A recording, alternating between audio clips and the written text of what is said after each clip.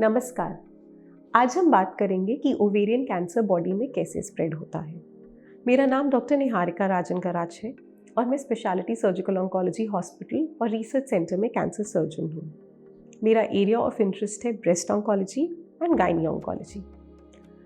आजकल ovarian cancer काफ़ी detect हो रहा है लेडीज़ में और एडवांस स्टेज में ही पाया जा रहा है।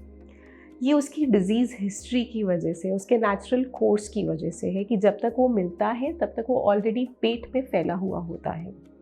यूजुअली स्टेज 3 या स्टेज 4 में डिटेक्ट होता है। स्टेज 3 से मतलब पेट में पेरिटोनियम, ओमेंटम इत्यादि लिम्फ नोड्स में जब जाए तो उसको स्टेज 3 बोलते हैं। और अगर लिवर के अंदर जाए या लंग में पानी भरे तो उस सबको स्टेज 4 बोलते हैं।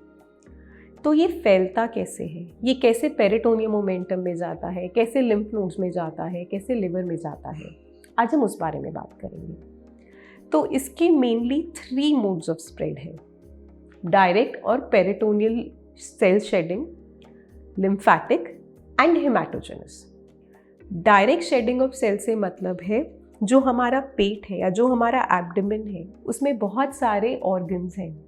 सबसे नीचे यूट्रस और ओवरीज है, उसके आसपास ब्लैडर है, पीछे इंटेस्टाइन है, लिवर है, स्प्लीन है, ओमेंटम है, लिम्फ नोड्स हैं, बहुत सारे ब्लड वेसल्स हैं और ये सब एक लेयर से कवर्ड होते हैं जिसको कि पेरिटोनियम बोलते हैं।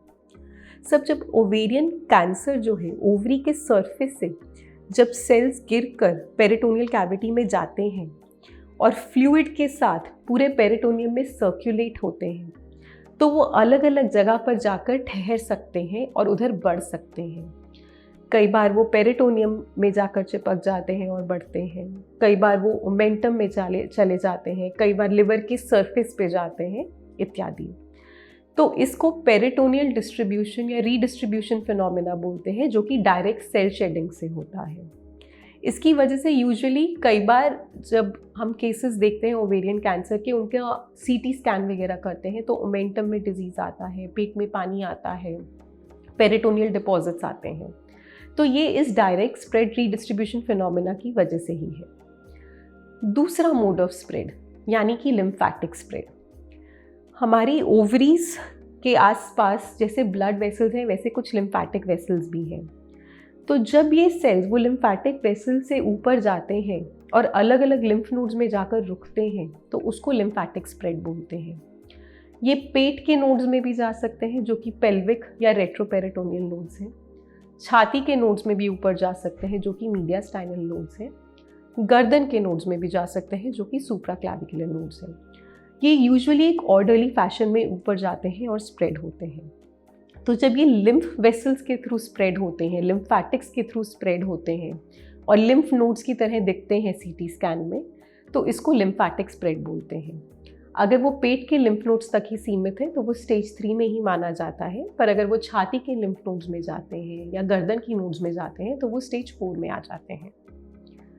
तीसरा मोड ऑफ स्प्रेड यानी कि ब्लड वेसल्स के थ्रू स्प्रेड, हेमाटोजेनस स्प्रेड।